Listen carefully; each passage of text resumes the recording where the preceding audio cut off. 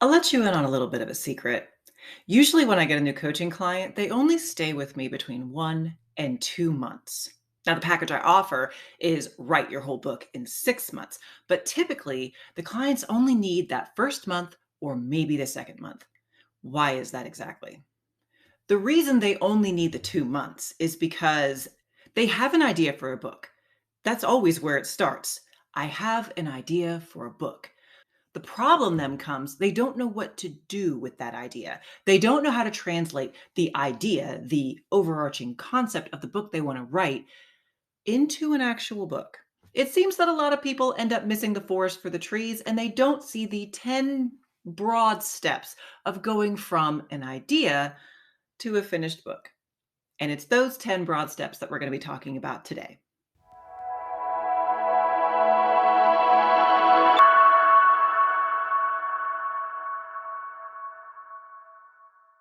Hello, Shameless Writers. I'm Kristen McTiernan, the nonsense free editor, here for your regular dose of writing wisdom. Today, we're going to be talking about the 10 steps that will take you from a broad idea all the way to a finished book. Now, as I always specify with all of my videos, everybody writes differently. So, of course, there are some people, a la Andrew Clavin, who have an entire novel and its plot and its characters basically beamed into their brain, and they wake up and they must write it. This happens. It doesn't happen to me, and it may not happen to you if you're watching this video, but it does happen to some people, and I respect that, and I am not here to challenge it. However, for the rest of us, I do want to go on a little bit of a journey with you so you don't actually have to pay for coaching. If you are a person who, like many of my short term coaching clients, gets to a point where you have an idea and you have a vague feeling of the book that you want to write, but you don't know how to get there, that's what we're going to be talking about today. Now, the good news is step number one on this process, you already have. If you didn't have it, you wouldn't want to write in the first place. And that first step is the broad concept. Now, for demonstration purposes, for each of these steps, I'm going to be using my book, Black Magic's Prey, which is the first book in my Siren Song trilogy, which may at some point go beyond a trilogy, but we'll see. Now, though Black Magic's Prey is a paranormal mystery, these tips that I'm going to give you are applicable to all genres. So even if you are writing a literary treatise on the nature of war using geese as characters, bully for you, these steps do apply to you. However, the execution of your writing, of course, will be different, but the overall steps are the same. The first step is having your broad concept. Now, this can also kind of be called your tagline. This is your pitch. This is the overarching theme that's inspiring you to write a book. So, in the case of Black Magic's Prey, it's woman is stalked by a witch. This is very broad. It doesn't tell us anything about the specific characters. It really doesn't tell us anything about the setting. This is something that could be happening in, Salem witchcraft times, or it's something that, in the case of reality, is happening now. Man faces his own mortality by hunting white whale. Man and woman fall in love via a mailbox that operates as a portal between two different time periods. I don't know who thought of that, but it's actually really cool. Teen girl fights oppressive government. Teen girl fights oppressive government that divides people into different personality traits as if they were clubs. Child abuse victim finds out that he is in fact a wizard and attends school to teach him how to be one. Broad concept, good times. This is what wakes us up in the middle of the night and says, yes, this is what I'm going to write a book about. And you've probably already accomplished that step. The question is, what comes next? Step two, the defining concept. You might think that, okay, I've got my general concept. Now, what I'm going to do is I'm going to hop right into plotting. I'm going to sigh at you because here's what happens with your plotting. You sit down, you plot out your introduction, which ends up being a huge info dump of world building, particularly if it's something in like the spec fic world. But then you get to the part where the action needs to start, aka the inciting incident in Act 2, and that's where you get stuck, and that's where you stop, and that's where you stop writing. And the reason that you stop writing is because you haven't really ironed out your defining concept. The broad concept is what gets you going and makes you excited and wants to make you write. The defining concept is what makes your work in particular special, and it kind of drives your work. So in my instance with Black Magic Prey, the defining concept is the witch that's doing the stalking is a man. We traditionally define witchiness as something to do specifically with womanhood and femininity. Having that defining concept steers the narrative. It also steers the world building. It can also steer your character development. So if your broad concept is two people fall in love during World War II, you don't really need to do a lot of world building. But if your defining concept is two people fall in love during World War II and also they're a gay couple, well, that kind of steers your narrative in certain ways because regardless of what country this takes place in, being gay during World War II was not a welcome thing. And so that's going to necessarily add things into the plot. It's also going to necessarily add things into your characters. They probably can't be open with their family members, or if they can, it's just the one accepting family member like a mother or a sister. Having that defining concept available to you is not only good for your marketing purposes, which will come later, it's also good for steering your direction as you write. The third element to focus on, and this is typically an outgrowth of the second, is focus on what the defining relationship is in the book. If you identify the defining relationship that your protagonist has throughout the book, that will also steer the narrative in its own way. It will also help you unstick yourself inevitably in Act Two when you get stuck because the inciting incident has already happened and you're not quite sure how to get to your conclusion. If you narrow down what your protagonist's defining relationship in this story is, it will help guide you through that sticky Act Two. Now, what do I mean by this? In Black Magic's Prey, I had a similar situation. I got stuck because in Act One, Tess realized that her stalker is back. We've already had the inciting incident of her having her body taken over by magic and basically being forced to assault someone. But after that, how do I get her from where she's been hiding in Texas to her hometown in Kansas City where she needs to confront? Why would she go and confront the magic imbued man who is stalking her and wants her dead? Why would she do this? The answer, because she has a defining relationship of her friend and roommate, Caroline. Having this defining relationship basically helped me sculpt Tess into a person who was struggling with her sexuality. And it also acted as a motivation for her to stop hiding. She would not have stopped otherwise because she had no motivation to do. I'm going to hide. I have to hide. I can't fight this person. But it was her defining a relationship with Caroline, the person who she cared about, the person who she wanted to impress, the person who she didn't want to lose, even if it meant risking her life. Without that defining relationship, she wouldn't have moved the plot forward. I had no realistic way of doing that. I had to have Caroline there to move the story forward. Now, the defining relationship is not always a romantic relationship. It can be with a parent, it can be with a child, it can be with the weird neighbor who these two introverts have kind of come together and formed a bond. It can even be nature or a pet. Number four is identifying what character change you want your protagonist to go through. While you're going through the plot, thinking about the character arc is generally a part of that process. So this isn't exactly reinventing the wheel, but a lot of times when I sit down with my clients and I ask them, okay, well, what change is the character going to go through? A lot of times I will get a blank stare, even from the ones who are plotters, from the ones who are pantsers. They'll be like, oh, well, that'll come to me later. I'm not trying to be judgy here, but as you sit down and let the story flow from you, it's really good to have a direction, at least in terms of what the major change in your character's outlook or behavior is going to be, because ultimately that character change is going to be a part of the aha moment. It's going to be a part of the conclusion. It's going to be a part of the turning of the tide. It is vitally important. So if you don't know what change is going to occur that brings your protagonist from who they were at the beginning of the story to who they are at the end of the story, this will save you time if you know up front, if it's part of your pitch. In the case of Tess and Black Magic's Prey, the reason that she changes her entire worldview isn't just because Caroline motivates her to go and confront her stalker. It's also because she returns to her childhood home and makes some discoveries there that changes her perception of what her childhood was and exactly why she ended up in foster care. And so having that presence of mind as the story unfolded really helped me write it very, very quickly. I think I've mentioned that My first book, Sunder of Time, which to be fair is much longer. Still, it took me 7 years to write that book, and it was very much a pantsing endeavor. Black Magic's Prey, which again is shorter. It's only about 30,000 words, but still, I wrote it in 4 months. It was less than a year. It's very, very quick, especially for me. I'm a slow writer, and I think part of what that was having these plot points prearranged and knowing what that character change would be driven by. Step number 5 is to go on Amazon and check your comps.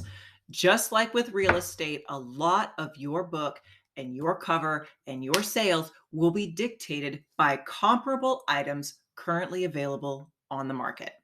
The reason you check the comps is really twofold. One, it will come in handy later when you're deciding things like pricing and cover design. Two, it will let you know if you're on the right track. Are you writing something that people are interested in now? Are you writing something that people, yeah, we're interested in about 5 years later, and maybe you can bring about a renaissance of that? Or are you writing exactly the same stuff that everybody else is writing? Are there 17 other books available in the top 100 right now that are carbon copies of your book? This is not to dissuade you. This is not to tell you that your idea is derivative. It's crap. Because here's the secret, particularly about genre fiction. We like the same stuff. All right. We don't want authors to completely reinvent the wheel. But what you do want to know is what people are writing, what's on sale right now, what frame of reference is your ideal reader going to be coming into your book with. And so it's really important to know, for instance, if I'm writing a witch book, I want to know what the other witchy books are. I know that they are primarily female centered. The witches are female, usually they are the protagonist. And if there is a male sorcerer or a witch in the book, he's probably a lesser character or he's the antagonist. However, I also know that a lot of these books are low fantasy, just like mine. They take place in our regular world, but then there's also this second level of the world that, us normies don't know about. This is very appealing to people in my genre. And so that lets me know that the people who read my book are going to have that preference. They are going to enjoy what I'm doing. I can also see generally what isn't present in books. So, for instance, one of the things that I noticed after I had already published it was the fact that, honestly, for my ideal reader, I made Tess a little bit too old. I made her my age at the time. She was 35. If I had been doing it properly, I would have made her younger. I would have made her post college age, probably around 25, which would have firmly hit that new adult age target. Now, this isn't to say that people can't read books older than they would like. There was really nothing about Tess's character arc that kind of separated her from the new adult audience. However, if you're reading a lot of the same content, you probably want to have those beats that you hit. So you want to make sure that you look at your comps, you understand who your ideal reader is, and you don't necessarily make decisions entirely based on that, but make some of your decisions based on that. Number 6 is the step we all know and love. There are a million videos here on YouTube about how to plot. So I won't go into all the steps you need to do or the specific system, whether it's Save the Cat, whether it's Sarah Cannon's system, which I generally like. There are so many ways to plot your book if you are a plotter. And then also maybe if you're generally a pantser, you're more of a notes person. You just have notebooks and you make notes and you do bullet points. Whatever way that you do it, that is fine. This video is not the one to tell you how you can do. I do have a couple of plotting videos, which I'll link somewhere or probably at the end of the video. You can check those out. But the important thing to recognize about this step is to make sure that you have your broad strokes plotted out, even if you don't do the nitty gritty of each element of the plot, which is fine, by the way. After you do that all important step, you've done all of your prep work. Step 7 is writing the damn thing. This is the part that so many people never get to. They write notes and they plot and they have all these bullet points and they have all this research and they never sit down and actually write. Everyone said it before. I'll say it to you now. You have permission to suck. Start with one paragraph. It doesn't even have to be your opening paragraph because, being honest, that one's the hardest. And I've never nailed the opening paragraph right out the gate. Usually I'll write my first chapter, and then at some point after I've written like 50,000 words, I'll go back and let's just be honest, I'll scrap the whole thing that I wrote and I'll redo like the first page. And that's fine. That's how it should be. The thing about writing is you want to make sure that you are writing for the stage of life you are in.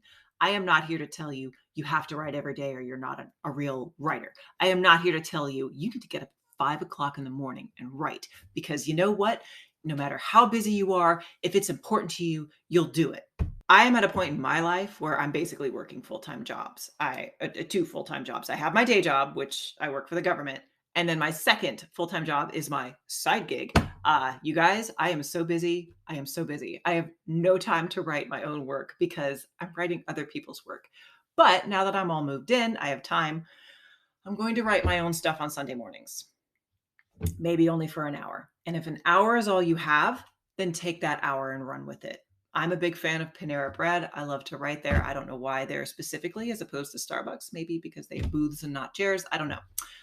But that's my system. If you are a parent, your system will probably look very different, because why did young children wake up so early? Why? It's terrible. It's a crime. Whatever your system is, fine. Even if it's not every day, even if it's only once a week, even if it's only for a nice, big, long 4-hour chunk once a month. Whatever you need to do to get that book done, and do it the way you want to do it. That's my writing advice. Step number 8, you know it well, self-editing. Do not skip this step.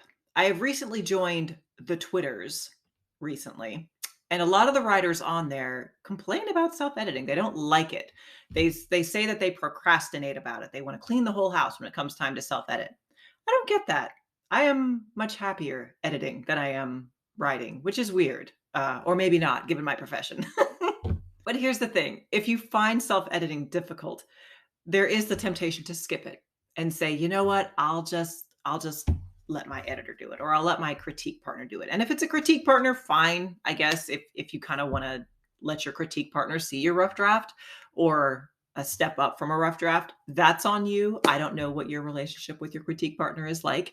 But I will give you a little bit of a caution. Editors, including myself, price by the word. So it would behoove you to do self-editing to make sure that you go through and determine if scenes are or are not necessary, if dialogue goes on for a little bit too long, or if maybe you have characters that don't belong there. All of those add extra words, and I will charge you for them. Which brings us to step 9, real editing, as in professional editing. It doesn't always have to be paid. For instance, if you are one of my personal friends and you say, Kristen, I've written a book. Will you edit this for me? Yes, because you're my friend. It's going to have to wait because I'm doing people who are paying me right now. But when I get to it, I'll do it. So if you're in that situation too, bully for you.